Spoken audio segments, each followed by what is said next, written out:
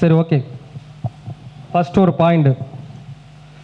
இந்த உலகத்தில் பிரபஞ்சம் என்று சொல்லக்கூடிய 5 சக்திகள் தான் இருக்கு. ஒரு கோவிலுக்கு போனீங்கன்னா பிரபஞ்சத்தினுடைய 5 சக்திகள் இயங்கும். எப்படி இயங்கும் யாருக்காச்சும் தெரியுமா?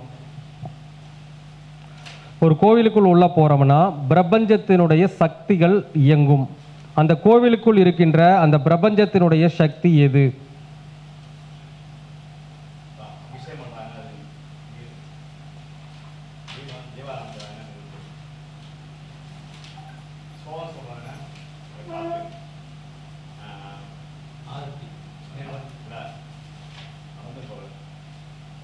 ஓகே. ஒரு பிரபஞ்சத்தில் வந்து பார்த்தீங்கன்னா பிரபஞ்ச சக்திகள் நம்ம ஆட்கொள்ளுது இல்லைங்களா? நம்ம பிரபஞ்சத்தினுடைய இதில் தான் வாழ்ந்துட்டுருக்குறோம். எல்லாருமே பிரபஞ்சத்தினுடைய கண்ட்ரோல் தான் இருக்கிறோம். ஒரு கோவிலுக்குள் சென்றாலும் பிரபஞ்சத்தினுடைய சக்தி முழுமையாக இருக்கும். ஆனால் அந்த பிரபஞ்ச சக்தியை எல்லாரும் இயக்குறாங்கன்னா இல்லை. ஒரு கோவிலுக்குள்ளே நீங்கள் போனீங்கன்னா பிரபஞ்ச சக்திகள் எங்கே இருக்கிறது அப்படின்னு பார்த்தீங்கன்னா, முதல்ல அந்த பிரபஞ்சத்தில் இருக்கக்கூடிய முதல் தத்துவம் என்னதுங்க? நெருப்பு, நீர், நிலம், காற்று, ஆகாயம். ஆகாய தத்துவம் அந்த எங்கே இருக்கு தெரியுங்களா? அந்த கோவில் உள்ளே இருக்கின்ற மூலவர். குருதான் தெய்வம். ஆகாயம்னா குரு. அப்போ கோவிலுக்குள் மூலவராக இருக்கின்றது தான் ஆகாய தத்துவம். அந்த மூலவருக்கு அபிஷேகம் செய்யும் பொழுது அது நீர் தத்துவம். அந்த சுவாமிக்கு அர்ச்சனை அல்லது சகஸ்ரநாம அர்ச்சனை செய்வது காற்று தத்துவம். சரிங்களா? அடுத்து அந்த சுவாமிக்கு நெய்வேத்திய பொருள் படைக்கிறீங்க இல்லையா? நெய்வேத்திய பொருள்னா ஏதாச்சும் உணவு படைக்கிறீங்க அல்லது அந்த மூலவருக்கு இது போடுறீங்க இல்லையா, ஆடை உடுத்துறீங்க இல்லையா, அதுதான் நிலத்தத்துவம். சரிங்களா? விளக்கேற்றுவது நெருப்பு தத்துவம். அப்ப இது 5ஐயும் ஒரு சேர செய்யறோம். மூலவர் எப்படி இருந்தாலும் பார்த்துருவோம். ஆனால் நிறைய பேர் என்ன பண்ணுவாங்க? அர்ச்சனை மட்டும் பண்ணிட்டு வருவாங்க. ஒரு சில பேர் விளக்கேற்றிட்டு வருவாங்க. ஒரு சில பேர் சாமிக்கு நெய்வேத்தியம் பண்ணி பொருளையோ அதாவது உணவையோ அல்லது சாமிக்கு இந்த ஆடை உடுத்தியோ வணங்கிட்டு வருவாங்களா? ஒரு சில பேர் என்ன பண்ணுவாங்க? அபிஷேகம் பண்ணுவாங்க. அப்போ ஒரு கோவிலுக்கு நாம் உள்ளே சென்று வருகின்றோம் என்றால் இந்த பிரபஞ்சத்தினுடைய 5 சக்திகளையும் இயக்கினால்தான் முழுமையான பலன் கிடைக்கும். உண்மையா இல்லைங்களா?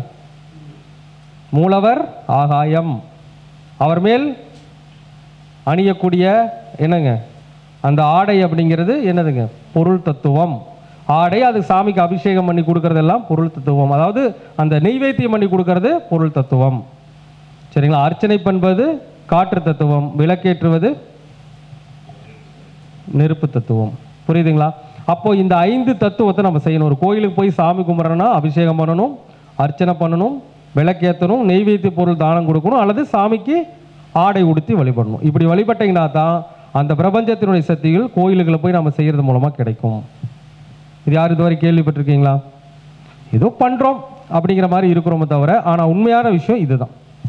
ஸோ ஏன்னா நம்ம கோவில் வழிபாடுகள் அப்படிங்கிறது நம்ம பண்ணும்பொழுது இது 5மே என்னங்க ரொம்ப ரொம்ப முக்கியம். எப்படி இருந்தாலும் ஆகாய தத்துவம், கோயிலுக்கு போனாலே ஆகாய தத்துவம் வேலை செஞ்சிடும். மிச்சம் இருக்கக்கூடிய 4 தத்துவத்தை என்ன பண்ணணும்?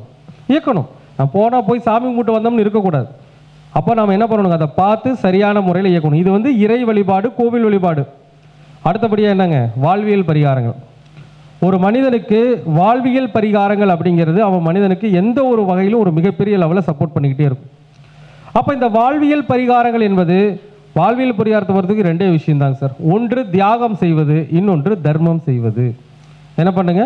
ஒன்று தியாகம் செய்யணும், இன்னொன்று தர்மம் செய்யணும். அப்போ யாரெல்லாம் தியாகத்தை செய்ய வேண்டும், யாரெல்லாம் தர்மத்தை செய்ய வேண்டும்? இது ஒரு கேள்வி இருக்கு இல்லைங்களா? அப்போ என்ன மாதிரியான நபர்கள் யார் இந்த மாதிரி விஷயங்களை கையாண்டோம்னா வெற்றி பெற முடியும் அப்படிங்கிறதுக்கு ஒரு சில லக்னங்களை நான் போட்டு உங்களுக்கு விளக்கம் கொடுக்குறேன். சரிங்களா?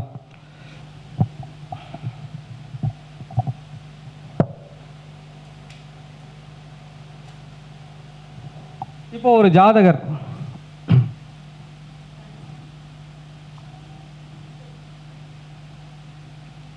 தனுசு லக்னத்தில் பிறந்திருக்காருன்னு வச்சுக்கோங்க. ஒரு ஜாதகருக்கு தனுசு லக்னத்தில் பிறந்திருக்கார். அவருக்கு 2ஆம் அதிபதி யாருங்க? தனுசு லக்னத்திற்கு 2ஆம் அதிபதி யார் அப்படின்னு பார்த்தீங்கன்னா சனி பகவான் தான் 2ஆம் இடத்து அதிபதி. இவர்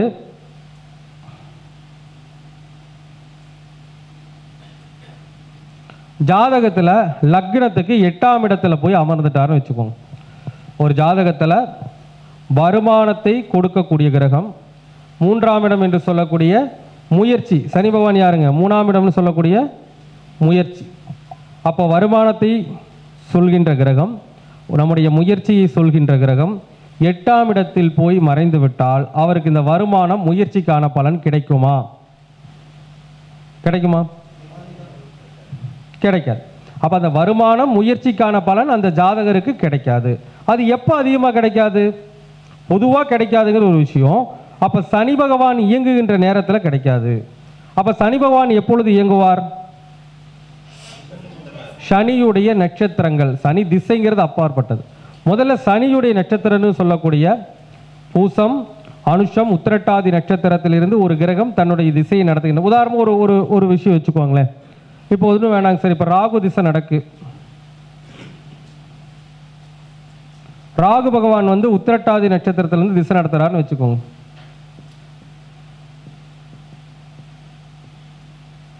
அப்ப ராகு பகவான் உத்திரட்டாதி நட்சத்திரத்திலிருந்து திசை நடத்தும் பொழுது அப்ப இந்த திசையை வழி நடத்தக்கூடிய கிரகம் யாரு? இந்த உத்திரட்டாதி நட்சத்திரத்தின் அதிபதியாகிய சனி பகவான். ஓகேங்களா?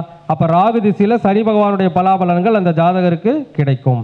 அப்போ இந்த நேரத்தில் அவருக்கு வருமானம், அவர் எடுக்கிற முயற்சிகள் 8க்கு போனால் அதெல்லாம் ஜெயிக்குமா? ஜெயிக்காது. அப்போ குடும்ப ரீதியான வகையில் பிரச்சனை, வாக்கு சொன்ன வாக்கை காப்பாற்ற முடியாது போகிறது, அடுத்து வருமான ரீதியான பிரச்சனை, குடும்பம், அடுத்து எடுக்கிற முயற்சிகள் பலவீனம், இதெல்லாம் நடக்குமா? நடக்காதுங்களா? 100% நடக்கும். அப்போ அந்த மாதிரி பிரச்சனைகள் அவருக்கு நிச்சயமாக ஏற்படும். அப்போ இந்த காலகட்டங்களில் என்ன மாதிரியான வாழ்வியல் பரிகாரங்களை செய்து அவர் ஜெயிக்க முடியும்? என்றைக்குமே வந்துங்க நம்ம ஒரு பரிகாரம் செய்கின்றோம் என்றால் அந்த பிரபஞ்ச தத்துவத்தினுடைய நிலையை கவனத்தில் கொள்ள வேண்டும். பிரபஞ்ச தத்துவத்தின் நிலையை கவனத்தில் கொள்ள வேண்டும். அப்போ இது பிரபஞ்ச தத்துவத்தில் என்ன ராசி? நீர் ராசி, மோட்ச ராசி. அப்ப நீர் ராசி, மோட்ச ராசி அப்படின்னா ஒரு ஜாதகர் தியாகம் செய்தால்தான் பலன் ஜாஸ்தி கிடைக்கும். நீங்க தர்மம் செய்வதை விட தர்மமும் செய்யணும், ஆனா அதை விட மெயினா தியாகம் செய்தல் அர்த்தம் அதுக்கு பேர். அப்ப 2ஆம் இடத்தை தியாகம் செய்ய வேண்டும் அப்படின்னா என்ன பண்ணணும்? முதல்ல குடும்பம்.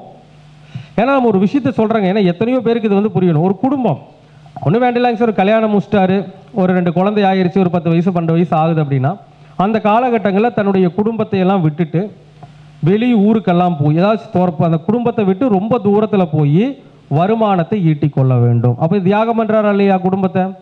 ஏன்னா ஒன்று வேணும்னா ஒன்று தியாகம் பண்ணால் தான் கிடைக்கும். அப்போ என்ன பண்ணணும்? தன்னுடைய குடும்பத்தை எல்லாம் விட்டுட்டு என்ன பண்ணணுங்க? தூர தேசம் போய் ஜீவன் நடத்தணும். சரி, ஒன்று வேண்டாங்க, ஏன்னா எல்லாமே காலத்திற்கு ஏற்ற மாதிரி தான் சொல்லி ஆகணும். இப்போது ஒரு சில பேர் இப்போ தான் குடும்பம் ஆகிருக்கும், இப்போ தான்ப்பா கல்யாணம் மூச்சோம், செவ்வாய் திசை கடைசியில் கல்யாணம் மூச்சோம், அடுத்து ராகு திசை வந்துருச்சு, கல்யாணம் மூச்சோடனே குடும்பத்தை போட்டுட்டு போகிற சரியாக வருமா? வராது. அப்போ இந்த நேரத்தில் நாம் என்ன பண்ணிக்கணும்னா 2ஆம் இடத்துல தான் என்ன இருக்குதுங்க? நம்ம சாப்பிட்ற சாப்பாடு இருக்குது. அப்போ அவர் என்ன பண்ணிக்கணும்? 2ஆம் இடம் என்று சாப்பாடை கெடுத்துக்கணும். என்ன பண்ணணும்? சனிக்கிழமை விரதம் இருக்கும். 2ஆம் இடம் சனி, சனி பகவானுக்கு உண்டான கிழமை எதுங்க? சனிக்கிழமை. அப்போ சனிக்கிழமை விரதம் இருக்க வேண்டும். ஒருவேளை வீட்டில் இருக்கிறவங்களா இருந்தால் மௌன விரதமும் சேர்த்திருக்கலாம். ஏன்னா இப்போ எல்லாருமே வேலைக்கு போகிறாங்க நிறைய பேர், ஒரு சில பேர் வீட்டில் இருக்கிறவங்க இருக்காங்க, குடும்பத்தில் இருக்கிற பெண்மணிகள்லாம் இருக்காங்க. அப்போது பொதுவாக அட்லீஸ்ட் நம்ம விரதமாச்சு இருக்கலாம் இல்லைங்களா? அப்போ சனிக்கிழமை நாளில் விரதம் இருக்கும். அந்த விரதத்துக்கான நேரம் என்னன்னா காலையில் சூரிய உதயத்திலிருந்து சூரிய அஸ்தமனம் வரைக்கும். ஸோ நீர் ஆகாரம் குடிச்சுக்கலாம், ஒரு தண்ணி குடிச்சுக்கலாம். ரொம்ப உடம்பு வீக்காக இருந்தால் ஜூஸ் குடிச்சுக்கலாம். இல்லை தண்ணி குடித்தாலே போதும், என்னோட உடம்பு தாங்குங்கிற தண்ணி குடிச்சுக்கலாம். முடியாதவங்க என்ன பண்ணலாம்? ஜூஸ் குடிச்சுக்கலாம். ஒரு ஜூஸ் 2 ஜூஸ் கொஞ்சம் நீர் ஆகாரமாக இருக்கும் இல்லைங்களா? ஜூஸ் ரொம்ப தண்ணி அந்த இதெல்லாம் இருக்குது இல்லைங்களா? என்ன சொல்லுவாங்க அது? இப்போல்லாம் தர்பூசணி ஜூஸ், இந்த மாதிரி ரொம்ப நீராகாரமாக இருக்கக்கூடிய ஜூஸை வந்து நம்ம குடிச்சுக்கலாம். ஓகேங்களா? அப்போ இந்த பரிகாரத்தை பண்ணினா தான் இந்த பிரச்சனையிலேருந்து ஒரு ரிலீவ் ஆக முடியும். ஒன்று. அடுத்து 3ஆம் இடம் யாரு? இளைய சகோதரம்.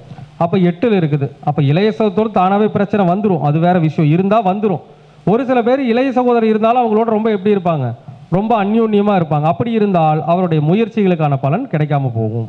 அப்போ இளைய சகோதரை விட்டு விலகி இருக்க வேண்டும், அல்லது அவருடனான பேச்சுக்களை குறைச்சிக்கணும். இது ஒரு விஷயம். அடுத்து 3ஆம் அதிபதி 8ல் இருக்குது அப்படின்னா 3ஆம் இடத்தை முதல்ல குறைச்சிக்கணும். முதல்ல 3ஆம் எண்ணம் என்னங்க? காதில் செல்போன் ஃபோன் பேசுறதை குறைச்சிக்கணும். ஏன்னா தியாகம் செய்யணும். அப்பதான் பாருங்க, அப்போ ஃபோன் பேசலாம், அடிக்கடி பேசக்கூடாது. அப்போ என்ன பண்ணணுங்க? ஃபோன் பேசுவதை என்ன பண்ணிக்கணும்? குறைச்சிக்கணும். அடுத்து 3ஆம் இடம் சார்ந்த தியாகம் வேற என்ன பண்ணுவோம்? இப்போ 2ஆம் இடங்கிறது பேச்சுங்க சார். பேச்சு வெளியே வர்றது, காத்தா வர்றது 3ஆம் இடம். அப்போ அதிகமாக பேசக்கூடாது. ஏன்னா இப்போ ஒரு பேசுறங்கும் போது 2ஆம் இடம் இயங்குது. இந்த பேசும்போது வரக்கூடிய அந்த வெளி காற்று இருக்குது, எத்தனாம் இடம்? இங்கிருந்து அடுத்து 3ஆம் பாவம் காற்றில் பரவுது. அப்போ அதிகமாக பேசக்கூடாது. ஒரு நாளைக்கு எவ்வளவு தூரம் வார்த்தைகளை குறைத்துக் கொள்கிறீர்களோ அவ்வளவு தூரம் சேஃப்டி உண்டு. ஓகேங்களா? அப்போ முதல்ல இதெல்லாம் என்ன பண்ணணுங்க? தியாகம் செய்ய வேண்டும். செஞ்சுக்கலாமா? சரி, அடுத்து என்ன பரிகாரம்? இப்போ வந்து நம்ம ஒரு தியாகம் பண்ணுறது ஒரு பரிகாரம்னா அதற்கு அடுத்தபடியாக வாழ்வியல் பரிகாரம் நம்ம போகும் பொழுது தியாக ராசி அப்படிங்கும்போது அது ஒரு இழப்புன்னு எடுத்துக்கலாம். இப்போ 2ஆம் இடம்னா என்னங்க? பேச்சு. 3ஆம் இடம்னா காது. அப்போ காது வாய் ரெண்டை கனெக்ட் பண்ணுங்க. காது கேளாத, வாய் பேச முடியாத நபர்கள். 2 நம்ம பேசுறது, 3 கேட்கறது. அப்போ இந்த காது கேளாத, வாய் பேச முடியாதவர்கள். 8ஆம் இடம்னா இழந்தவங்க, அப்படின்னா என்னங்க? இழப்பு. அப்போ வாய் பேச முடியாத, காது கேளாத நபர்களுக்கு என்ன கொடுக்கறது? கேள்வி இருக்குங்களா? என்ன கொடுக்கறது அப்படின்னா இதில் நம்ம கொஞ்சம் உள்ள நுட்பமாக போகணும். இந்த இடத்துல வந்து 2, 3 கனெக்ட் பண்ணிட்டோம். வாய் பேச முடியாது 2, 3ஆம் இடம் காது கேட்காது. அவங்களுக்கு காலபுருஷனுக்கு எத்தனை நிலை உட்கார்ந்துருக்காரு சனி பகவான்? காலபுருஷ தத்துவத்தில் எத்தனை வீட்டில் உட்கார்ந்துருக்காருங்க? 4ஆவது வீட்டில் இருக்கிறார். அப்போ வாய் பேச முடியாத, காது கேளாத நபர்களுக்கு என்ன பண்ணணுங்க? சனிக்கிழமை நாளில் ஆடை தானம் செய்ய வேண்டும்.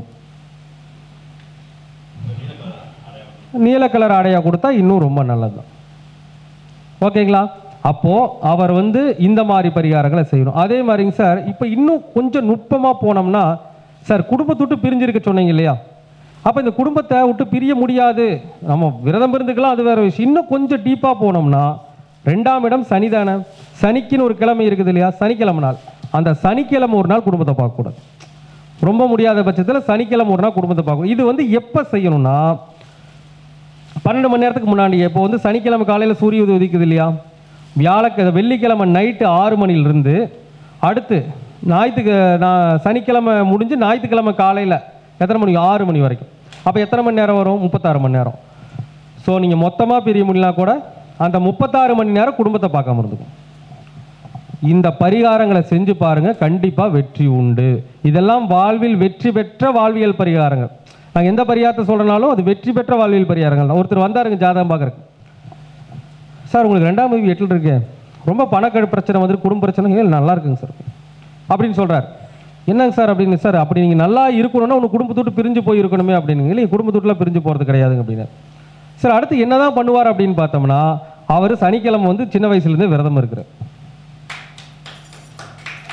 சரிங்களா? அப்போ பரிகாரங்கள் என்பது தானாகவே உங்களுக்கு நடந்துறது உண்டு. அப்புறம் இன்னொரு அடுத்த வார்த்தை சொல்கிறார். அப்படின்னா இன்னொரு பிரச்சனை வந்திருக்குமே சார். எது பிரச்சனை இல்லைன்னா அவருக்கு வந்து மேக்ஸிமம் வந்து பார்த்தீங்கன்னா சனிக்கிழமை ஞாயிற்றுக்கிழமை வெளியே சுற்றுறதா வேலையாகும். வெளியூருக்கு வேலைக்கு போயிடுவார். அவர் ஒரு ஃபைனான்ஸ் பண்ணிட்டு இருக்காரு. அவர் ஃபினான்ஸ் பண்ணுறக்கா கேரளா போயிடுறார். சனிக்கிழமை ஞாயிற்றுக்கிழமை 2 நாள் போயிடுறார். நான் வெள்ளிக்கிழமை சாயங்காலமே கிளம்பி போயிடுறார். அப்போ அவருக்கு பரிகாரம் என்னன்னா, அவர் சனிக்கிழமையும் வீட்டில் இல்லை, அதே மாதிரி அவர் இயற்கையாகவே சின்ன வயசுலேருந்து சனிக்கிழமை விரதம். அப்போ அவருக்கு இந்த பரிகாரம், இந்த தோஷம் வேலை செஞ்சுருக்குமா? செய்யுமா? செய்யாது. அதுக்கு தான் முன்னோருடைய புண்ணியம் வேணுங்கிறது. அப்போ முன்னோர்கள் புண்ணியம் நிறையா செய்திருந்தால் பரிகாரங்கள் தானாகவே நீங்கள் செய்கின்ற ஒரு சூழ்நிலை இருக்கும். சரிங்களா? இல்லைன்னா வாய்ப்பு இல்லை. அப்போ நாம தான் தேடிக்கணும். அப்போ அடிக்கடிங்க சார் நிறைய வெற்றி பெற்ற ஜாதகங்களை நான் அனலைஸ் பண்ணி பார்க்குற பொழுதுங்க நிறைய பேர் ரொம்ப பணக்காரனாகவே இருப்பாங்க, சில பேர் நல்லாவே இருந்துட்டு இருப்பாங்க. அப்படி பார்க்கும் பொழுதுங்க அந்த பரிகாரங்களை அவங்க தெரிஞ்சோ தெரியாமல் செஞ்சுட்டு இருப்பாங்க. பரிகாரங்கள் இயற்கையாகவே அவர்களுக்கு அமைந்து விட்டால் அது ராஜயோகம். எதுவுமே பரிகாரம் பண்ணலாம் கஷ்டப்படுவாங்க, அது துரதிர்ஷ்டம்.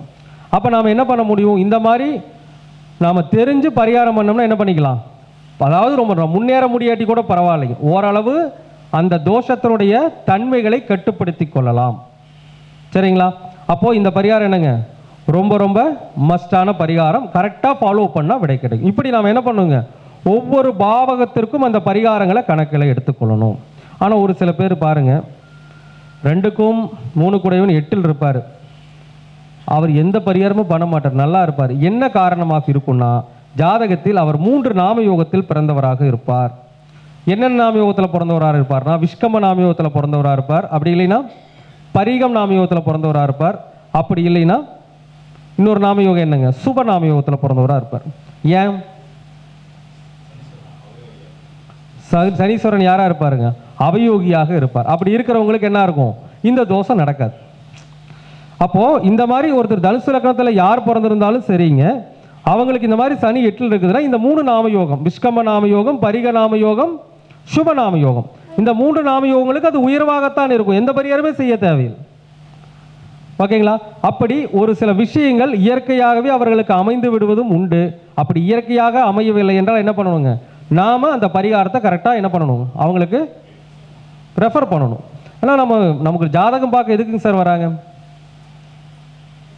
பிரச்சனைகளை எப்படியாச்சும் நம்ம வந்து பிரச்சனை தீர்ந்துராதா அப்படின்னு தான் வராங்க. அப்போ நம்ம இப்போ இந்த மாதிரி இருக்கிற கோவிலுக்கு கோயில் குளத்துக்கு போனால் வேலை நடக்காது.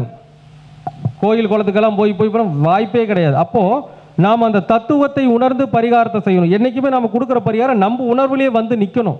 இதை செஞ்சாங்கன்னா அவங்க ஜெயிப்பாங்கன்னு ஜோதிடருக்கே தெரியணும். அந்த அளவுக்கு என்ன பண்ணணுங்க, பரிகாரத்தை நாம உணர்ந்து இது கண்டிப்பாக நடக்கும்னு சொல்லி சொன்னோம்னா அவங்களும் நம்பிக்கையாக செஞ்சாங்கன்னா கண்டிப்பாக ஜெயிச்சிடும். சரிங்களா? ஓகே.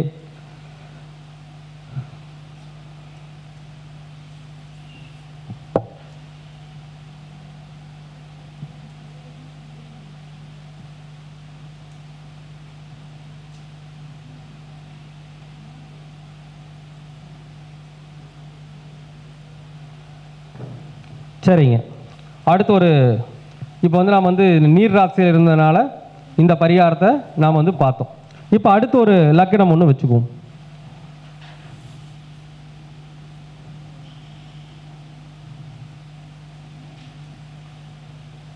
அடுத்து ஒருத்தர் வந்து கன்னியா லக்னத்தில் பிறந்திருக்காங்க அப்படின்னு வச்சுக்கோங்க.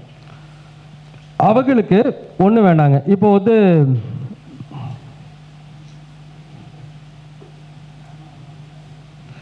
செவ்வாய் பகவான் லக்னத்துக்கு 2ஆம் பாவகத்தில் இருக்காருன்னு வச்சுக்கோங்க. செவ்வாய் பகவான் லக்னத்திற்கு 2ஆம் பாவகத்தில் இருக்கார் அப்படின்னா, இப்போ இந்த கன்னி லக்னத்துக்கு 2ஆம் பாவகத்தில் செவ்வாய் இருக்காரா, செவ்வாய் கன்னி லக்னத்துக்கு நல்லவரா? கன்னி லக்னத்துக்கு யாருங்க, 3ஆம் வீட்டிற்கும் 8ஆம் வீட்டிற்கும் அதிபதி தான் செவ்வாய்.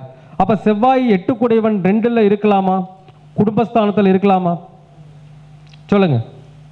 8 கூடையவன் 2ல் குடும்பஸ்தானத்தில் இருக்கலாமா? அப்போ 8ஆம் அதிபதி 2ல் இருந்தால் குடும்பத்தில் பிரச்சனை வரும், வருமானத்தில் பிரச்சனை வரும், வாக்கில் பிரச்சனை வரும், பேச்சில் பிரச்சனை வரும். பழமொழியே சொல்லியிருக்காங்க இல்லையா, அட்டமன் எவரானால் என்ன, அட்டமன் செய்யும் அயன் விதி கேளு, சுற்றத்தார் ஊராரும் துன்பம், சுகமுடன் இருந்தாலும் சுருதியை கேளு, பண்டு பொருள் பனை நஷ்டம், குண்டு மருந்தாலும் கேடு, இல்லாலால் விளையும் பல துன்பம் தோழின்னு 8ஆம் அதிபதி ஒரு பாட்டே பாடிட்டு இருக்காங்க.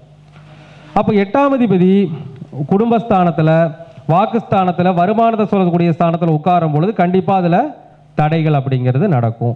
இது எப்போ நடக்கும், ஒரு கேள்வி இருக்குதுங்களா? பொதுவாக நடக்கிறதுங்கிறது வேற. செவ்வாய் எப்பொழுது இயங்குவார்? மிருகசீரிடம், சித்திரை, அவிட்டத்தில் ஒரு திசை நடக்குது, ஏதாவது ஒரு திசை, ஒன்றும் வேண்டாங்க சார். இப்போ குரு திசை நடக்குது, குரு வந்து அவிட்டத்தில் இருக்கிறார்னா இந்த திசையை எடுத்து செல்கின்ற கிரகம் யார்? இயக்கக்கூடிய கிரகம் அவிட்டத்துடைய அதிபதி செவ்வாய். அப்போ செவ்வாய் 8 கூடையவன் 2ல் இருக்கலாமா? கண்டிப்பாக குடும்ப வாழ்க்கையில் பிரச்சனைகள், கஷ்டங்கள், அல்லது வருமானத்தில் பிரச்சனைகள், கஷ்டங்கள் நிச்சயமாக வரும். அப்போ இப்படி வரும் பொழுது, ஆனால் ஒன்றுங்க, செவ்வாய் வக்கரமாக இருந்தால் வராது, அதெல்லாம் ஒரு கணக்கில் வச்சுக்குங்க. அப்போ செவ்வாய் வந்து இந்த இடத்துல நலமாக இருக்கிறாரு, வக்கரமாகலை, லோ டிகிரி, எப்படி வேணாலும் வச்சுக்க, நல்லா இருக்கிறாருன்னா கண்டிப்பாக அந்த திசையில் அவருக்கு கஷ்டங்கள் உண்டு. அவமானங்கள், நஷ்டங்கள், கஷ்டங்கள் எல்லாமே அந்த ஜாதகரை தேடி வரும். அப்போ இந்த மாதிரி சூழ்நிலையில் என்ன பரிகாரம் செய்யணும்? இந்த மாதிரி சூழ்நிலையில் ரத்த தானம் செய்யறதுங்களா, அது ஒரு பரிகாரம் தான், இல்லைன்னு நான் சொல்லலைங்க. நம்ம அதை சொல்கிறோம் இல்லைங்களா, பிரபஞ்சத்தினுடைய நியதிகளை பார்க்கணும். இது என்ன ராசி, தத்துவத்தில் காம திரிவோண ராசி காற்று ராசி. அப்ப ரெண்டையும் மென்ஷன் பண்ணுங்க. காம திரிவோண ராசினா காமம்னா என்னங்க? மகிழ்ச்சி படுத்துறது. காமம் என்ற மகிழ்ச்சி. அப்ப மகிழ்ச்சியை சொல்லக்கூடிய ராசி, அதுலயும் காத்து ராசி இல்லையா? காத்து ராசி தானே. அப்ப காத்து ராசி மகிழ்ச்சி ராசி நம்ம சொல்லக்கூடியது. இப்போ ஒண்ணு வேண்டாங்க, இந்த இடத்துல மகிழ்ச்சி படுத்தக்கூடிய இந்த இடத்த நம்ம வந்து என்ன பண்ணணுங்க? மகிழ்ச்சி படுத்தணும். யாரை மகிழ்ச்சி படுத்துறது? இது காலபுருஷனுக்கு எத்தனாவது வீடு? 7ஆம் வீடு என்பது என்னது? சமுதாய ரீதியான தொடர்பை குறிக்கக்கூடியது. துலாம் ராசி எதுங்க? சமுதாய ரீதியான தொடர்புகளை குறிக்கக்கூடியது. அப்ப சமுதாய ரீதியான பணிகள் செய்பவர்கள். அதுல 8ஆம் இடம்னா என்னங்க? அசுத்தத்தை சுத்தம் செய்பவர்கள். அப்படின்னா அசுத்தத்தை விளக்குறவங்க யாரு? ஒன்று தூய்மை தொழிலாளர்கள், அல்லது கழிப்பறை சுத்தம் செய்பவர்கள், அல்லது சாக்கடை சுத்தம் செய்பவர்கள். இந்த மாதிரி நபர்களுக்கு, கழிப்பறை சுத்தம் செய்யக்கூடிய நபர்களுக்கோ அல்லது சாக்கடைகள் சுத்தம் செய்யக்கூடிய நபர்களுக்கோ தூய்மை தொழிலாளர்களுக்கோ அவங்க சமுதாய தொடர்பு இருக்கிறதுனால அவங்களுக்கு 8ஆம் அதிபதி 2ல் இருக்கனால செவ்வாய்க்கிழமை நாளில் அவங்க என்ன கொடுத்தா சந்தோஷப்படுவாங்க? மணி. 2ஆம் இடம் தான் பணம் இல்லையா? பாவத்தை பாருங்க, 2ஆம் இடம் எனக்கு பணம். அவங்களுக்கு என்ன பணம் கொடுக்கலாம்? செவ்வாய்க்கு உண்டான பணம் ஒரு 300 ரூபா, வசதி பொறுத்து ஒரு 30 ரூபா. ஏன்னா 3னா செவ்வாய் ஒரு 30 ரூபா அல்லது 120 ரூபா அல்லது ஒரு 300 ரூபா. நல்ல வசதி இருந்தால் 3000 ரூபா. அது உங்களுடைய வசதியை பொறுத்தது. நீங்க செஞ்சு பாருங்க. ஏன்னா இது மகிழ்ச்சி. அப்போ அந்த 8ஆம் இடம் சார்ந்த நபர்களை மகிழ்ச்சி படுத்தினீர்கள் என்றால் இந்த செவ்வாயுடைய தோஷம் கண்டிப்பாக குறையும். குறையுமா? ஒன்று அவரை மகிழ்ச்சி படுத்துகிறோம், நம்ம மகிழ்ச்சி அடுத்து குறைச்சிக்கிறோம். நாம் என்ன குறைச்சிக்கலாம்? அதே தான் 2ஆம் இடத்துடைய மகிழ்ச்சி குறைச்சிக்கணும். என்ன பண்ணுறது? ஒன்று குடும்பத்தை விட்டு விலகி இருக்கலாம், அல்லது செவ்வாய்க்கிழமைலாச்சும் குடும்பத்தை விட்டு பிரிஞ்சிருக்கலாம். திங்கக்கிழமை ஈவினிங் 6 மணிலிருந்து புதன்கிழமை காலையில் வரைக்கும் பிரிஞ்சிருக்கலாம். அடுத்து 2ஆம் இடம் அதே தான். என்னதுங்க? விரதம் அல்லது மௌன விரதம் இருக்கலாம். அப்போ இந்த ஒன்று தன்னுடைய மகிழ்ச்சியை கெடுத்துக் கொள்வது, அடுத்தவரை மகிழ்ச்சி படுத்துவது.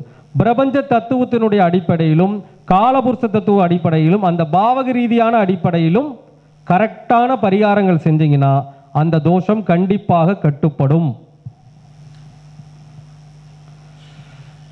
சரிங்களா? செய்யணும். முதல்ல மனுஷனுக்கு நம்பிக்கை வேண்டும். சார் நான் 1 வாரம் கொண்டு கொடுத்தேங்க சார், செய்ய முடியல சார். 2 மாதம் செஞ்சு கொடுத்தேன் சார், செய்ய முடியலைங்க சார். 2 மாதம் தான் சார் கொடுக்க முடிஞ்சு. ஒரு பலன் கிடைப்பது என்பது நம்ம இந்த திசை முழுக்க அந்த பரிகாரத்தை நிறுத்தாமல் செய்யணும். ஏன்னா இந்த திசை எத்தனை வருஷம் நடக்கும்? 16 வருஷம் நடக்கும். 16 வருஷம் நீங்கள் செஞ்சுட்டு வாங்க. அந்த 16 வருஷத்தில் உங்களுக்கு நன்மைகள் கண்டிப்பாக நடக்கும். அது நடக்கிறதுக்குன்னு ஒரு காலமும் இருக்கும். அதுக்காக நான் செஞ்சோடனே பலன் கிடைக்கலாம் கிடைக்காதுங்க.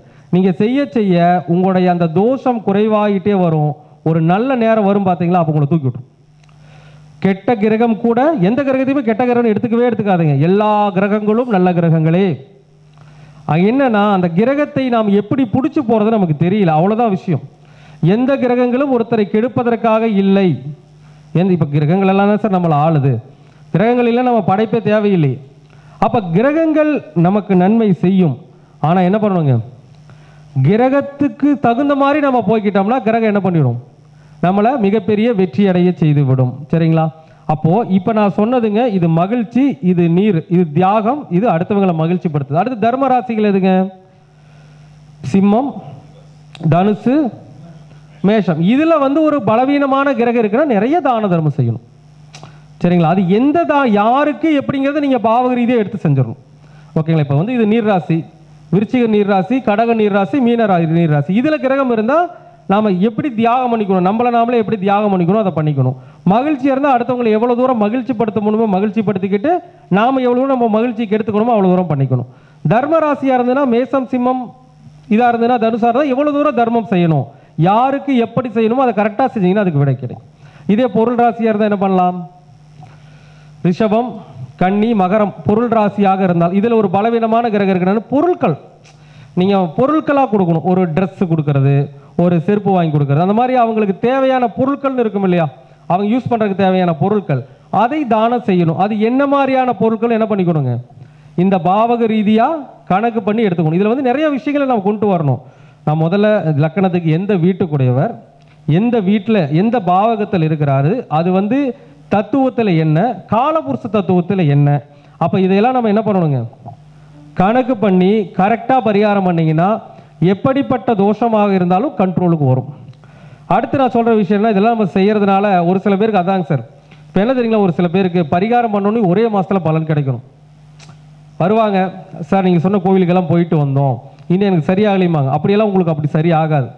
அதாவது ஒரு பரிகாரம், கோவில் பரிகாரம் அப்படின்னா அதையும் நம்ம ஃபாலோ பண்ணணும். அடுத்து வாழ்வியல் பரிகாரங்களையும் ஃபாலோ பண்ணணும். நீங்கள் ரெண்டையுமே கரெக்டாக ஃபாலோ பண்ணிட்டு வாங்க. அதுக்கான நல்லது நடக்கிற ஒரு காலம் கண்டிப்பாக வரும். மினிமம் ஒரு வருஷத்துக்கு செஞ்சீங்கன்னா ஒரு வருஷத்துக்கு மேலே கண்டிப்பாக அடுத்து வரக்கூடிய ஒரு வருஷத்துலையாச்சும் கிடைச்சிரும். ஒரு சில பேருக்கு ஒரு வருஷத்துக்கு உள்ளாரையும் கிடைக்கலாம். ஒரு சில பேர் ஒரு வருஷத்துக்கு அப்புறம் அடுத்த ஒரு வருஷம் வருது இல்லைங்களா, அந்த ஒரு வருஷத்துல என்னைக்காச்சும் ஒரு நாள் உங்களுக்கு நல்ல பலன் கிடைச்சே தீரும். ஆனால் சொன்ன பரிகாரம் என்ன பண்ணணும், சீரும் சிறப்போடும் என்ன சொல்லுவாங்க, சீரும் சிறப்போடு வாழ்க மாதிரி சீரும் சிறப்போடும் பரிகாரத்தை செய்யணும். பரிகாரத்தை செய்யணும், நம்பிக்கையோடு செய்யணும். மனம் திடத்தோடு நம்பிக்கையோடு செய்கின்ற பரிகாரங்கள் கண்டிப்பாக உங்களுக்கு கை கொடுக்கும். அது ஒரு வருஷம் லேட் ஆனாலும் கூட ஒரு வருஷத்துக்கு அப்புறம் அதனுடைய பலன் நீங்கள் வேறு விதமாக அனுபவிப்பீங்க. நேற்று ஜாதகம் பார்த்தவர் ஒருத்தர், சார் நான் 2 கோயிலுக்கு போயிட்டு வந்தேன் சார், 2 கோயிலுக்கு போயிட்டு வர எனக்கு நல்லதாக நடந்துக்கிட்டு இருக்குது சார். போங்க, ஏன்னா அது சொல்கிறாரு, முடக்கு கோவில் திதி கோயில் போனால் நல்லா இருக்குதுங்க சார். போயிட்டு வாங்க சார், தொடர்ச்சியாக போயிட்டு வந்துட்டேன், சூப்பராக இருக்குதுங்க சார், சூப்பர் நல்லா இருக்குது அப்படின்ட்டு. சார் மொட்டை அடிச்சேன் சார், நல்லா இருக்குது சார், அடிச்சுக்கிட்டே இருங்க. கேட்டால் நான் ஒரு மாதம் ஒருக்க அடிக்கிறேங்க சார், எனக்கு அதான் வேலைங்க அப்படிங்கிறார். அப்போ என்னதுங்க, அப்போ நம்ம என்னன்னா ஒரு பரிகாரத்தை நம்பியோடு செஞ்சோம்னா பலன் கிடைக்கும்.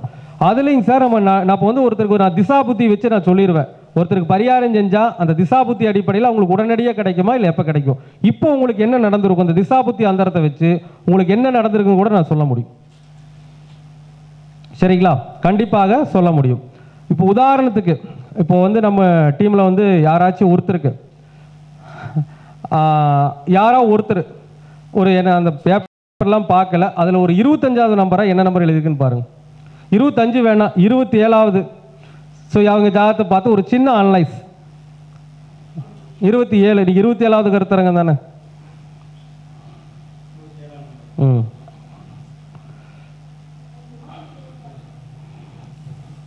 ஏன்னா பிரபஞ்சம் என்ன சொல்லுதோ அதுதான் நாம செய்ய முடியும். உங்களுக்கு இன்னைக்கு யாருக்கு இடம் கொடுத்துருக்குன்னு பார்க்கலாம்.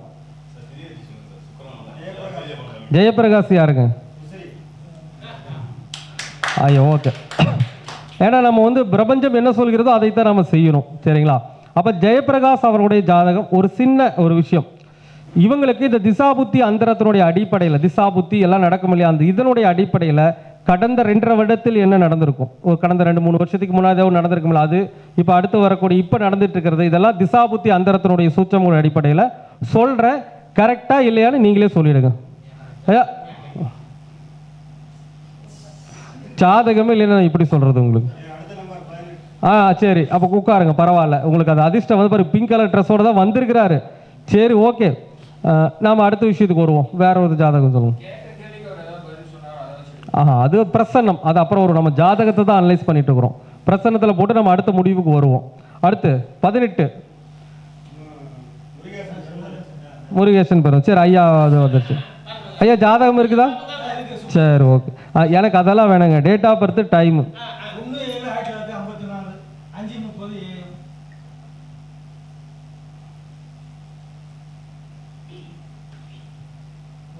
இதெல்லாம் நாங்கள் வாடிக்கையாளர்கள் சொல்லும்போது வியந்து, அதாவது என்ன இப்படியெல்லாம் சொல்ல முடியுமா அந்த விஷயத்தை அப்படிங்கிற அளவுக்கு பாராட்டி இருக்கிறாங்க. அதனால வந்து சொல்கிறோம், பாருங்க.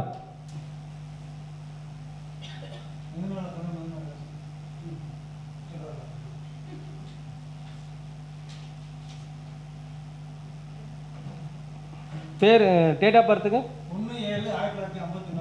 1/7/1954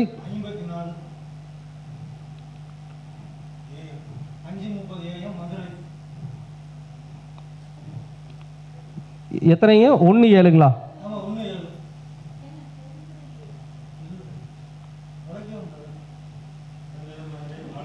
1/7/1954 5:30 AM. பிறந்த ஊருங்க?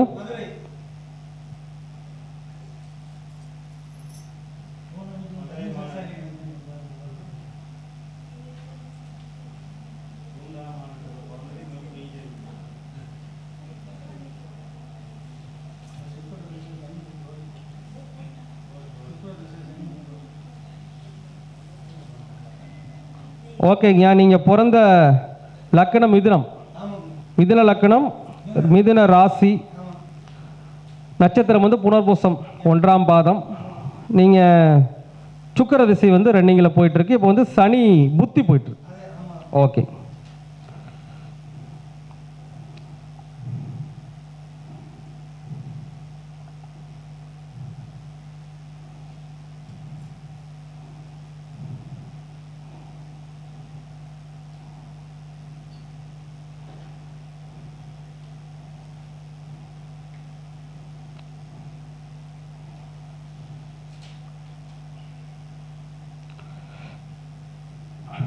ஓகேங்க சார். நான் ஒரு தோராயமாக இந்த சனி புத்தி வந்து பார்த்தீங்கன்னா 2027 6வது மாதம் வரைக்கும் இருக்குது. அப்போ இந்த சனி புத்திக்கு முன்னால் என்ன புத்தி நடந்திருக்கும்? குரு புத்தி நடந்திருக்கு. இந்த குரு புத்தி சனி புத்தி இதனுடைய சார அமைப்புகள் அடிப்படையிலைங்க குரு திருவாதிரையில் இருக்காருங்க, சனி பகவான் வந்து சுவாதியில் இருக்கார். சரி, ராகு சாரம் வாங்கியிருக்கார். ஓகே.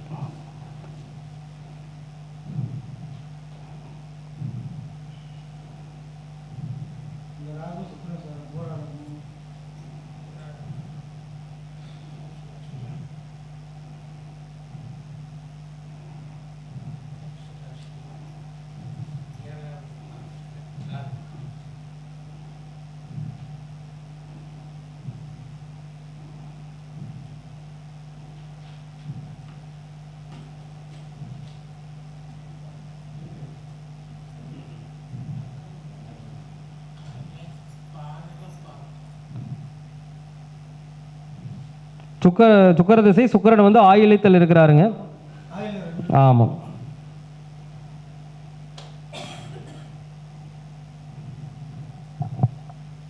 ஜாதகத்தில் செவ்வாய் பகவான் வக்கரமா இருக்காரு இல்லைங்களா? சனி வக்கரம், புதன் வக்கரம். ஓகே, மூணுமே வக்கரம்.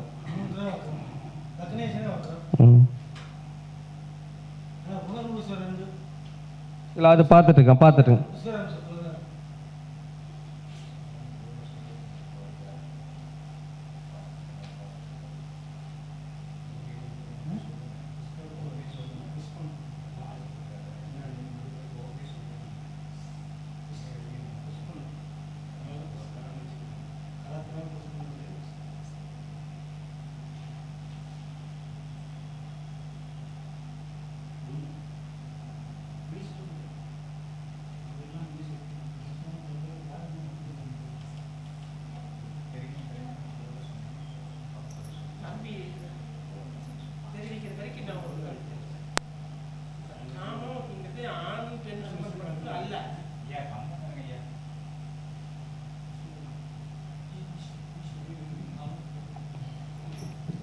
சரிங்க.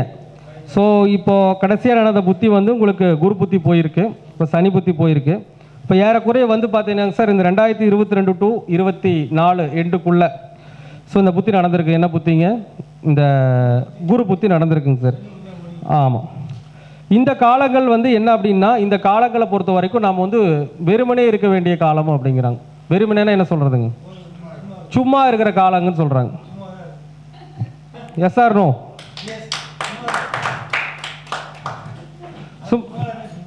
அது விஷயம் இல்லைங்க. நான் சொன்ன இந்த புத்திகள் அடிப்படையில் இந்த வருஷத்தில் சும்மா இருக்கிறீங்க. சரிங்களா? சும்மா தான் இருக்கிறீங்க. உங்களை நான் பார்த்தது கிடையாது, உங்கள் ஜாதகம் உங்களை பற்றி தெரியாது, எதுவும் தெரியாது. ஏன்னா மற்றவங்களை மாதிரி 4 ஆளை செட்டப் பண்ணி வச்சுட்டு நம்ம பேசுகிற ஆள் கிடையாது. சரிங்களா? உண்மையை உரைக்க சொல்கிறது. அப்போ சும்மா தான். அந்த புத்திகளை பொறுத்த வரைக்கும் 2022க்கு மேலே 24 வரைக்கும் நம்ம சும்மா தான் இருக்கும். சும்மா இருந்ததா நல்லது. சும்மா இல்லைன்னா நம்மளை கடவுள் என்ன பண்ணிட்டு போயிருப்பாருங்க, இழுத்துட்டு போயிருப்பார். ஏன்னா அது ஒரு சில விஷயங்கள் அந்த சூத்தமத்தில் இருக்கு. அப்போ இங்கே சும்மா இருக்கணுங்கிறதா விதி. ஓகேங்களா? அந்த புத்திகள் அதை தான் சொல்லுது, சும்மா இருக்கணுங்கிற விதி. ஆனால் இதில் இன்னொரு விஷயங்கள் அதில் வந்து ஒரு குறிப்பிட்ட காலகட்டங்கள் உங்களுக்கு நடந்திருக்க வாய்ப்பு இருக்குது. அது என்ன மாதிரி நடந்திருக்கும் அப்படின்னா, இப்போ வந்து சொல்ல போனோம்னா இப்போ குரு திசையுடைய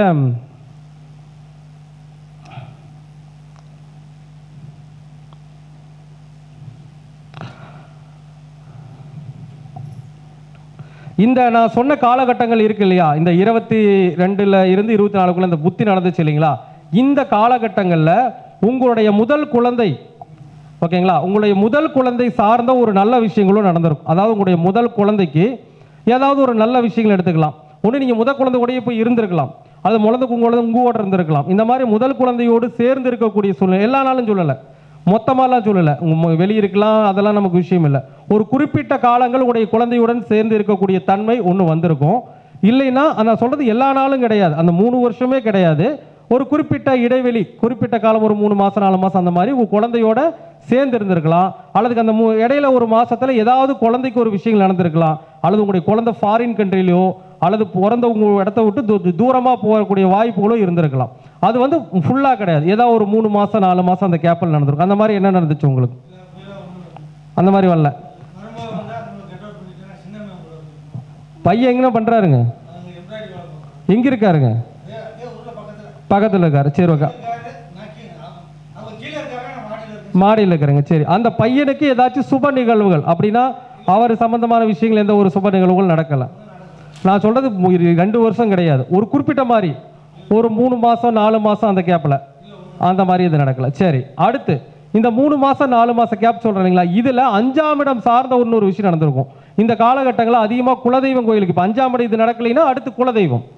ஸோ அதிகமாக இந்த 3-4 மாதங்கள் ஏதாச்சும் குலதெய்வத்துக்கு வந்து வழிபாடுகள் பண்ணுறதோ, அல்லது குலதெய்வம் கோயிலுக்கு போய் ஏதாச்சும் நம்முடைய பிரார்த்தனைகள் நிறைவேற்றிக்கிறதோ, அல்லது குலதெய்வம் கோயிலில் ஏதாச்சும் ஒரு இடிச்சு கட்டுறதோ, அந்த மாதிரி குலதெய்வம் சார்ந்த ஏதாவது ஒரு நல்ல நிகழ்வு 2 வருஷம் சொல்ல இடைப்பட்ட ஒரு 3 மாதம் 4 மாதம் ஏதாவது ஒன்று நடந்திருக்கும். அது என்ன?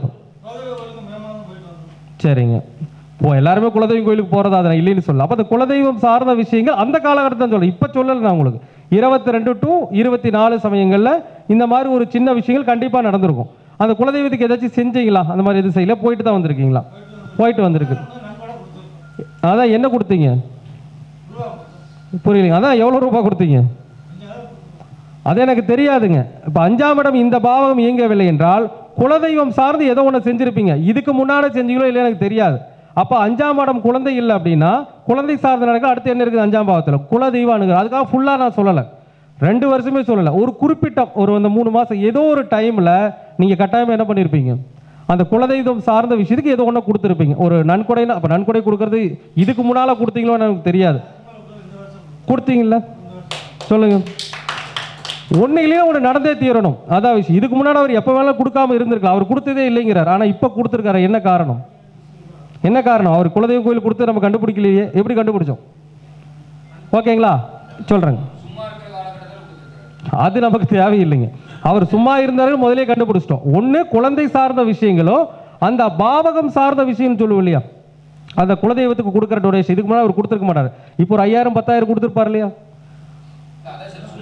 எவ்வளோ கொடுத்தீங்க? கேட்டுக்குவோம், எவ்வளோ கொடுத்தீங்க? சரி, எப்படியோ இதுக்கு முன்னாடி இந்த மாதிரி கொடுத்துருக்கீங்களா? கொடுத்தது இல்லை. அப்போ கொடுத்துருக்காருல்ல, அப்போ கண்டுபிடிச்சிட்டோம் இல்லையா? ஒன்று குழந்தை சார்ந்த விஷயம், இல்லைன்னா குல தெய்வம் சார்ந்த விஷயம், ரெண்டில் ஏதோ ஒன்று நடந்து ஆகணும். ஏன்னா குரு புத்தி இல்லையா? அப்போ நீங்கள் கண்டிப்பாக என்ன பண்ணியிருக்கணும்? அந்த விஷயங்களை நிச்சயமாக செய்திருக்க வேண்டுங்கிறத என்ன சொல்லுதுங்க இந்த விஷயங்கள் வந்து நமக்கு சொல்லுது. அப்போது அது நான் வந்து 2 வருஷமே நான் சொல்லலை, 2 வருஷம் சும்மா இருக்கிறான்னு சொல்லியாச்சு, அது கரெக்ட். இது வந்து குறிப்பிட்ட மாதிரி அந்த சின்ன சின்ன சொல்லுவாங்களா, சின்ன சின்ன விஷயங்கள் இந்த காலகட்டத்தில் நடந்து இருக்கும். அந்த காலகட்டத்தில் நீங்கள் எப்போ டொனேஷன் கொடுத்து என்னால் சொல்ல முடியும்? நீங்கள் சொல்லாமே என்னால் சொல்ல முடியும். அதுக்கு நாம் என்ன பண்ணணும்? அந்த அந்தரத்தை ஆலோசனை பண்ணி நான் சொல்ல முடியும்.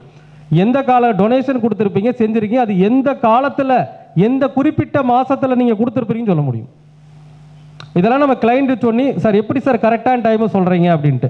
அது திசா புத்தி அந்தரமும் சூட்சமும் பிராணநாதன் ஒன்று இருக்குது. இதுக்குள்ளே போனோம்னா அவங்களுக்கு எப்போ அந்த காரியங்கள் நடந்திருக்கும், எப்போ அது மாதிரி விஷயங்கள் நடக்குங்கிறத தெல்ல தெளிவாக சொல்ல முடியும். அது சொல்ல முடியாமல் போகிறதுக்கு வாய்ப்பே இல்லை. நிச்சயமாக ஏதோ ஒன்று நடந்தே தீரணும் அந்த பாவகத்தில். அதான் இங்கே சொல்லக்கூடிய ஒரு ரிசல்ட். ஆனால் நான் சொல்கிறேன் பார்த்தீங்களா, அந்த 3 அந்த குறிப்பிட்ட அந்த மாதத்தை தவிர மற்ற 2 வருஷம் அப்படிங்கிறது நமக்கு சும்மா தான். பாருங்கள், அவர் சும்மா இருந்தாலுமே ஏதோ ஒன்று செஞ்சுருக்காரு பாருங்க. சும்மா இருந்தாலும் பணம் கொடுத்துருக்காருல்ல, அது நம்ம அப்போ சும்மா இருக்கிறவருக்கு பணம் எங்கிருந்து வந்துச்சு? அதான கேள்வி நமக்கு உங்களுக்கு. அப்போது இது போன்ற ஒரு சில விஷயங்கள் அந்தந்த தருணங்களில் ஒரு குறிப்பிட்ட காலங்கள் என்ன ஆகும், நடக்கும் அப்படிங்கிறதா விதி. அப்போது நாம் வந்து அதில் திசா புத்தி அஞ்சரம் சூட்சமும் காரணம் என்ன போகணுங்க, பிராணநாதன் வரைக்கும் போய் எடுத்து இவங்களுக்கு இந்த காலகட்டங்களில் நல்லது நடக்கும், இந்த காலகட்டத்தில் அவர் எப்படி இருப்பார் அப்படிங்கிறத தெல்ல தெளிவாக சொல்லிவிட முடியும். எத்தனை ஜாதத்தை கொண்டு வந்தாலும் போதுண்ணா, இந்த இந்த திசாபுத்தி அந்தரம் சூட்சமத்தை வச்சு உங்களுக்கு இந்த காலகட்டங்களில் இதுதான் நடந்திருக்கும் அப்படிங்கிறத என்னால் ஆணித்தரமாக சொல்ல முடியும். என்னால் சொல்ல முடியும் இல்லை, இந்த பிரபஞ்சத்தின் துணையோடு சொல்ல முடியும் அப்படிங்கிறத நான் சொல்லிக்கிறேன் உங்களுக்கு. சரிங்களா? என்றைக்குமே ஒரு விஷயங்கள் நடக்காமல் போகிறதுக்கு வாய்ப்புகளே கிடையாது. அந்த விஷயங்கள் நடந்தே ஆக வேண்டும் தான் விதி இருக்கு. இருங்க வரேங்க.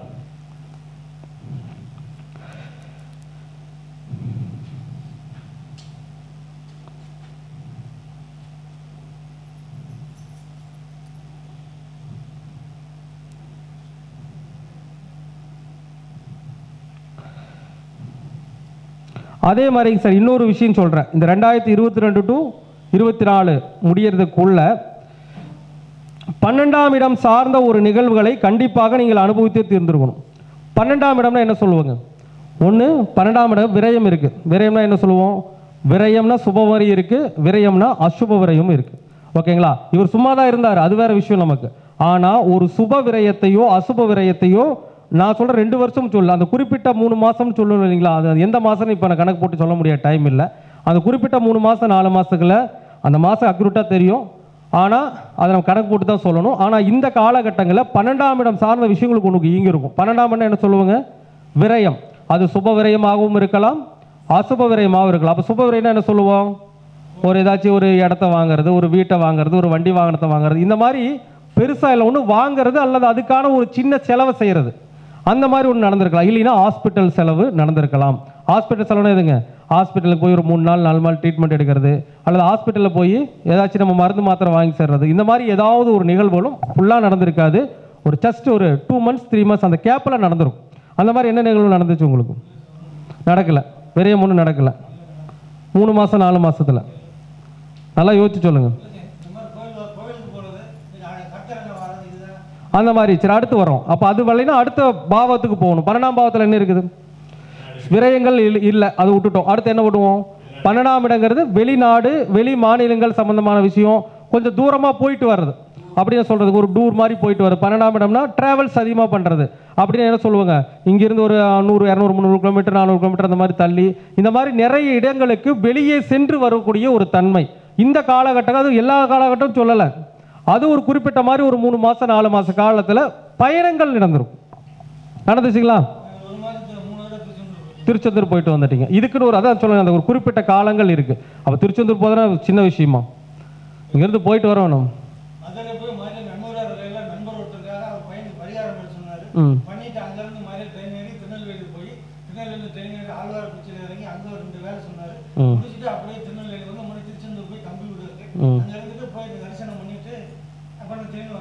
அதாங்க நான் இப்போ என்ன சொல்றேன்னா, ஒரு பயணங்கள் நிறைய இருந்திருக்கும்.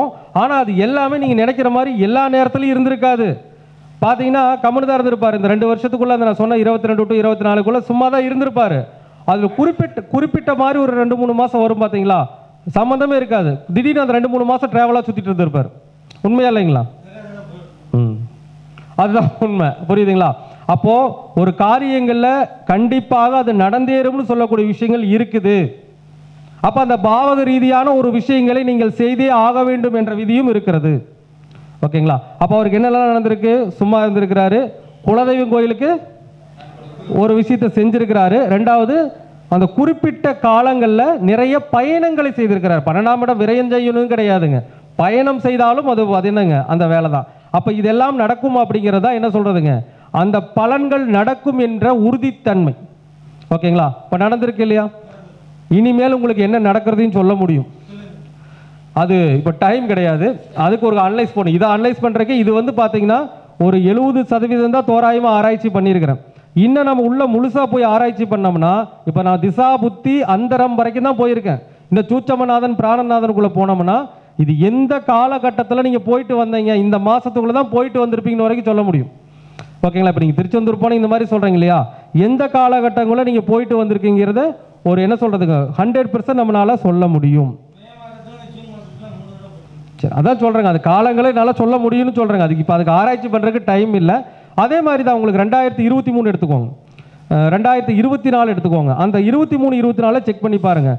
அதில் ஏதாவது ஒரு 2-3 மாதம் 2023 ஒரு 2-3 மாதம் 2024 ஒரு 2-3 மாதம், இந்த மாதங்களில் கூட அது சும்மா இருந்திருப்பீங்க. அந்த 2 மாதமும் 3 மாதமும் திடீர்னு பார்த்தீங்கன்னா வெளியே கிளம்பி போயிட்டு வரக்கூடிய சூழ்நிலைகள் உருவாயிருக்கும். உண்டா இல்லைங்களா? அவ்வளோதான். சரிங்களா? அப்போது அது சம்பந்தமான விஷயங்கள் கண்டிப்பாக நடக்கும். ஜாதகத்தில் நான் அடிக்கடி சொல்கிற விஷயம்னா, பரிகாரங்கள் செய்கின்றீர்கள், இல்லை என்று சொல்லவில்லை. எந்த பரிகாரங்களை எப்பொழுது செய்தால் பலன் கிடைக்கும் அப்படின்னு பார்க்கணும். இப்போ ஜோதிட சாஸ்திரத்தை பொறுத்த வரைக்குங்க, நாங்கள் ஜாதக பலன் ஆய்வு பண்ணுறது கூட 32 ஜாதக பலன்களை ஆய்வு பண்ணுறோம். 32 ப்ராக்டிக்கலாக 32 ஆய்வுகளை நாங்கள் பண்ணுறோம். இந்த 32 ஆய்வுகளுக்கும் பலன் பரிகாரம் சொல்லுவோம். அதில் முக்கியமாக நாங்கள் என்ன சொல்லுவோம்னா, எந்த காலகட்டத்தில் என்ன மக்களுடைய தேவை தானே, இந்த என்ன பிரச்சனை அதை சொல்லணும். இந்த என்ன பிரச்சனை அது எந்த காலகட்டத்தில் நடந்திருக்கணும் அதையும் சொல்லணும். அதுக்கப்புறம் அந்த பிரச்சனை தீர்வுக்கான காலம் என்னன்னு நம்ம சொல்லணும். சொல்லணும் இல்லைங்களா? அப்போது அது மட்டும் இல்லாமல் இந்த காலங்களில் என்ன பரிகாரம் செய்தால் அதற்கான விடை கிடைக்கணுங்கிறதையும் சொல்லணும். ஏன்னா மக்களை வந்து மொத்தமாக என்ன பண்ணக்கூடாதுங்க, அலைக்கழிக்கக்கூடாது. திதி கோயிலுக்கு போகிறீங்களா, முடக்கு கோயிலுக்கு போயிடுறீங்களா, திசா புத்தி அஞ்சரம் சூட்சமநாதன கணக்கில் வச்சுக்கிட்டு திதி கோயிலுக்கு இப்போ போனால் பலன் கிடைக்கும், முடக்கு கோயிலுக்கு இப்போ போனால் பலன் கிடைக்கும், வாழ்வியல் பரிகாரங்களை இப்போ செஞ்சீங்கன்னா பலன் கிடைக்குங்கிறத சொல்ல முடியும். சேலஞ்சாகவே சொல்லுவோம் உங்களுக்கு. இந்த நிகழ்வுகள் நடக்காமல் போவதற்கு வாய்ப்புகளே கிடையாது. சரிங்களா? அந்த மாதிரி நிறைய விஷயங்களை நான் சொல்லவில்லை, இந்த பிரபஞ்சம் எனக்கு சொல்கிறது, அதை நான் உங்களுக்கு சொல்கிறேன், அவ்வளவுதானே தவிர நான் அப்படிங்கிற விஷயத்தை நான் இங்கே சொல்லவே இல்லை. பிரபஞ்சம் இறைநிலையும் எனக்கு கொடுக்கின்ற விஷயத்தை நான் உங்களுக்கு சொல்கிறேன், அவ்வளோதான். சரிங்களா?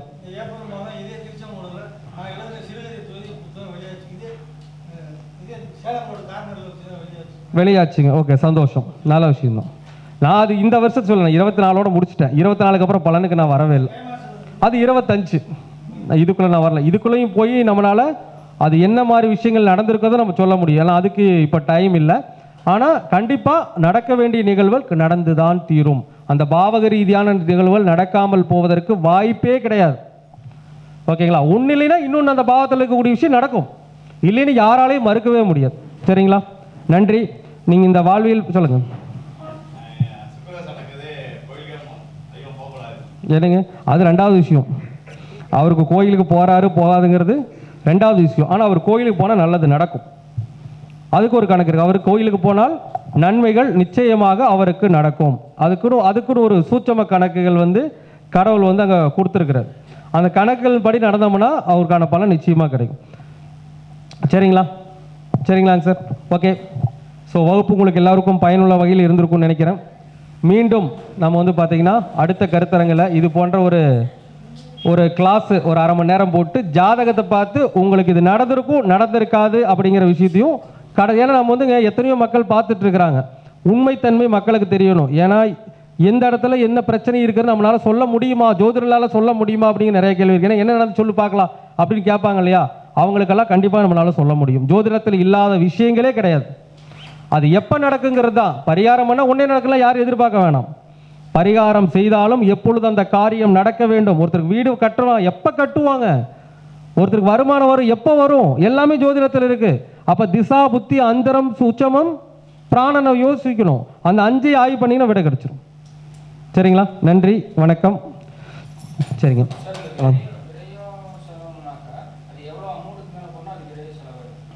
விரயங்கிறது நமக்கு வந்து விரயம்னு வந்துட்டாவே ஒரு பெரிய விரயம் தான். ஒரு மினிமம் ஒரு 10,000 50,000க்கு மேலே செலவு பண்ணுறது ஒரு விரயம். ஓகே. 12ஆம் இடத்துல விரயம் இருக்குது, ஐயா சொன்ன மாதிரி பயணமும் இருக்கிறது. அந்த பயணங்கிறதுக்கும் ஒரு குறிப்பிட்ட காலம் வேணும். அது எப்போ நடக்குதுங்கிறத நம்ம கண்டுபிடிச்சி எடுக்கணும். சரிங்களா? நன்றி. ஆமாம், அதான் விரயம்னா வருமானத்திற்கு அதிகமான செலவினங்கள் ஜாஸ்தி பண்ணுறது.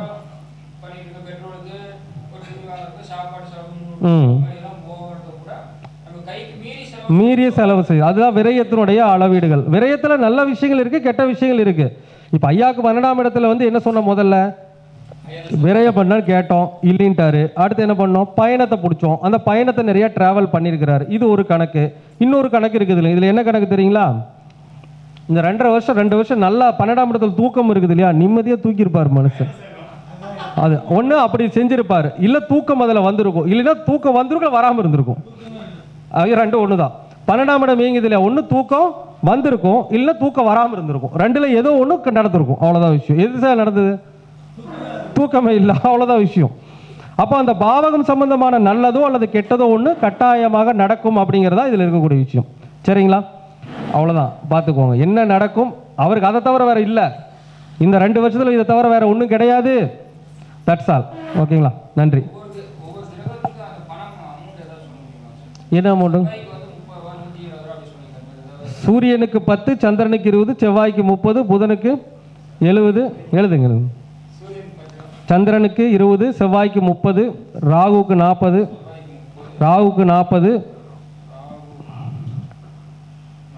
குருவுக்கு 50, சனிக்கு 60, புதனுக்கு 70,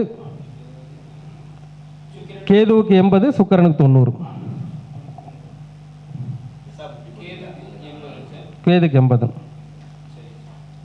சரி, அப்படியே ப்ளஸ் பண்ணுற வேண்டியதான். 10னா 100 போட்டாலும் சூரியன் தான் வருவார், 110 போட்டால் 20 சந்திரன் தான் வருவார். அப்படியே கூட்டிக்க வேண்டியதான்.